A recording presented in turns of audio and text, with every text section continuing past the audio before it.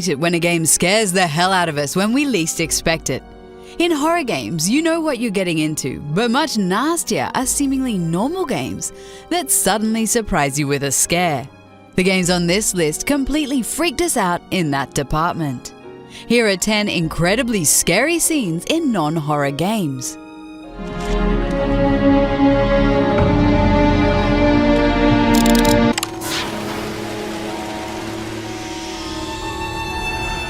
Bioshock Infinite has some dark themes in its bright and colourful world, but we certainly wouldn't describe it as a horror game.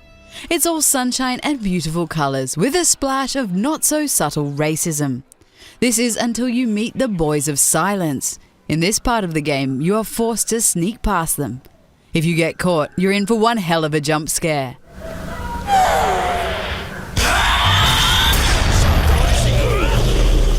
We were very glad when we finally completed this part and could continue with the story.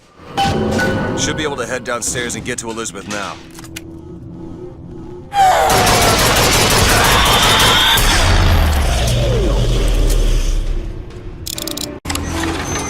There is no crane. They're all over me! Only Scarecrow.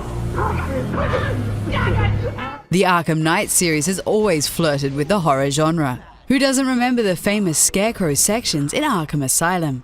However, the horror element in Batman Arkham Knight really freaked us out. When you start pulling yourself up onto the roof with a grappling hook, the horrible Man-Bat suddenly shows up.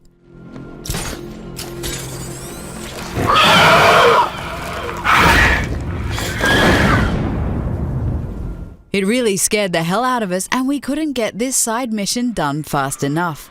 It's one of the most effective jump scares of recent years.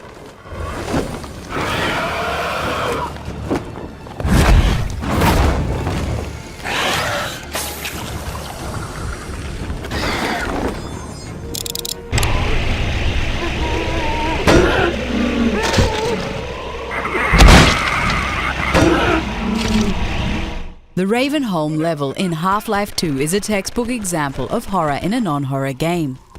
Leftover corpses, traps, and fire scatter the former mining town.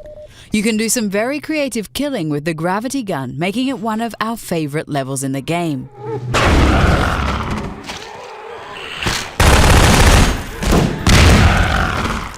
Ravenholm was also to be the setting of the cancelled Half-Life 2 spin-off, Return to Ravenholm. It would be set shortly before the end of Half-Life 2, Episode 2. However, Valve decided to cancel it when so many other zombie games suddenly flooded the market. I'm easy, as long as you don't try to slip me a Mickey. You're a real angel, Max. It was good stuff. Tasted sweet as honey going down. Nothing personal. Can't risk you going berserk and getting Lisa killed. Max Payne borrows heavily from the film noir genre and John Woo action movies. It also goes full horror in the nightmare levels of the game. The blood-curdling screams and a crying baby really show how messed up the mind of Max Payne is.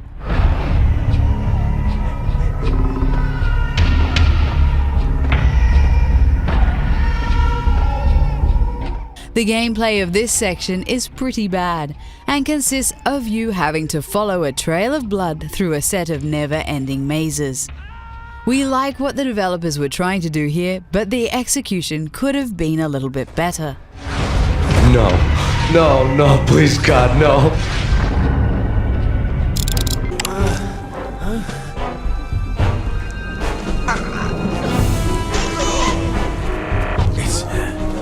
It's a ghost. Kojima is no stranger to injecting horror moments into his Metal Gear series. We all remember the corpse corridor in Metal Gear Solid 1. The Devil's House level in the more recent Metal Gear Solid 5 is also very creepy. However, our favourite bit of horror is the sorrow fight in Metal Gear Solid 3. Now you will know the sorrow of those whose lives you have ended.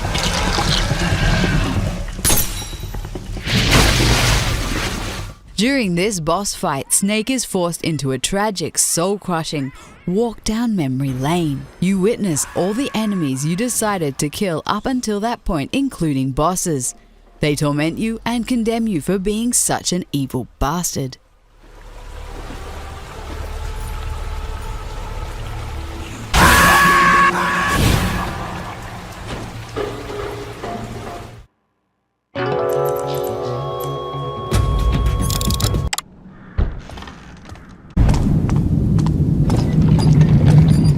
The Thief reboot wasn't as epic as we'd hoped, but it did have one very awesome chapter dedicated to the horror genre.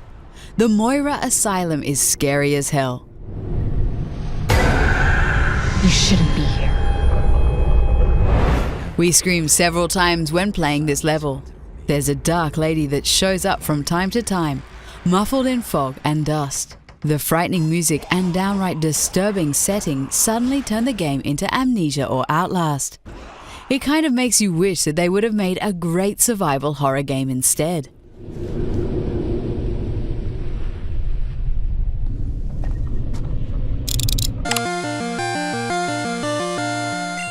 Surely Pokemon would never get scary. The bright, colourful world and cute monsters are as child-friendly as Elmo from Sesame Street. Well, that all changes when you visit Lavender Town in Pokemon Red and Blue.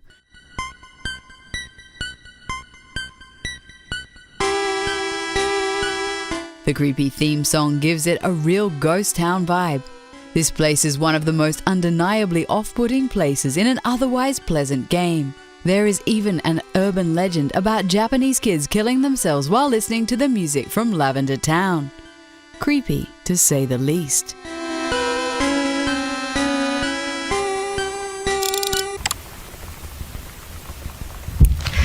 Where are you? Gone Home is a walking simulator with a great story, but that doesn't mean it's lacking in suspense. From the minute you step foot into the house, something seems off. Every room holds new secrets and stories, but there are no ghosts, ghouls, or phantoms of any kind.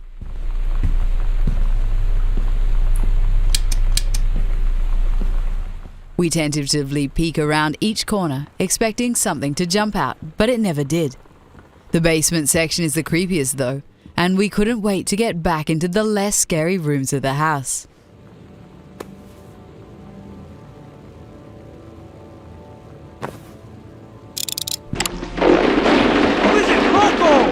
Get back here, Marine! That's an order! Take it! Nothing about Halo is scary, well, except for the Flood. The Flood are a parasitic alien life form that's discovered at one point in the game. When you're playing a game about space soldiers shooting aliens, the last thing you expect to run into are space zombies.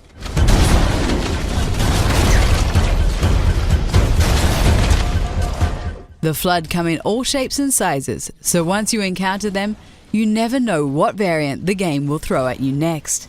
They truly are the most hated enemy among Halo players and one of the reasons nobody likes to play the dreaded library level.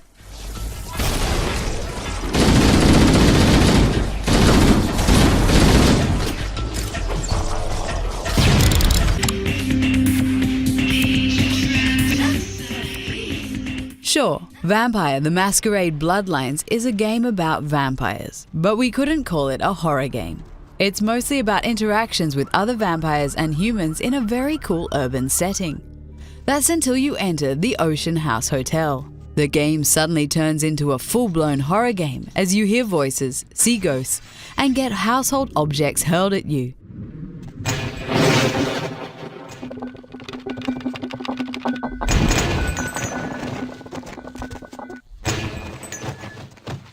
The amount of terror that goes on in the Ocean House really makes it one of the most memorable levels of this excellent game. He's coming.